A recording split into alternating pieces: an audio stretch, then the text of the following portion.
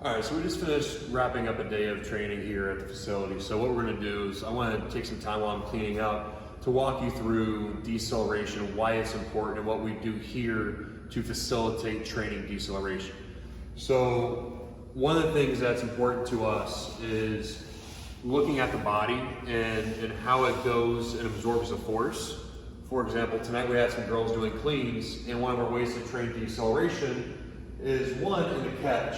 So where you receive the bar in what we call triple flexion. We all know that we have triple extension coming up, and that's how we accelerate the bar.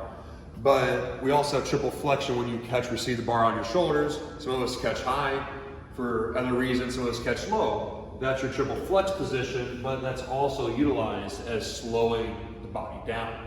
The other part of that is when you stand back up, and then what you're doing is you're bringing the bar back down. Now this is assuming that you're not having maximal loads on top of your shoulder, but you're gonna bring the bar back down to your legs and then return the bar to the floor. Obviously, if you're under maximal loads, go ahead and drop from the top, just be safe, don't do anything stupid. But that's a couple of ways that we train deceleration with one specific movement.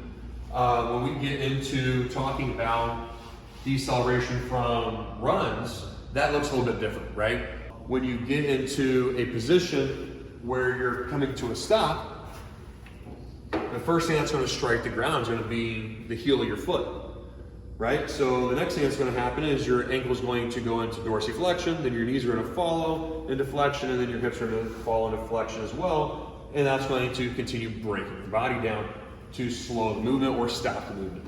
The other thing that's going to happen is, let's now look at your 5-10-5s.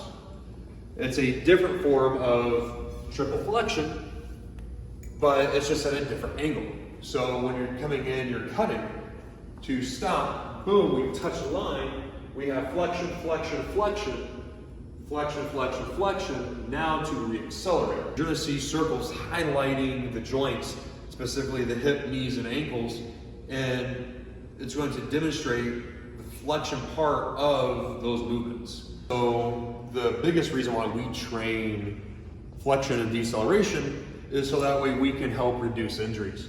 When we're in sport, oftentimes our biggest injuries don't come from making contacts and collisions and things like that. It comes from non-contact based injuries or drills or actions. It comes from planting, accelerating, decelerating, coming to a stop, landing from pulling down a header, rebound, something like that. Well, if you don't know how to decelerate, you don't know how to slow your body down, then you put yourself at a higher risk of creating injury. Now, I'm not saying that you shouldn't practice other things, but you should also be practicing safely decelerating your body during non-contact and during contact as well, so that way your body knows how to absorb those forces. Again, it can look like a bunch of different things, upper bodies, lower bodies, depending on what you're wanting to do, but that's the basic gist of how we wrap up deceleration, flexion for our training, whether it's strength training with Olympic lifts or speed and agility work.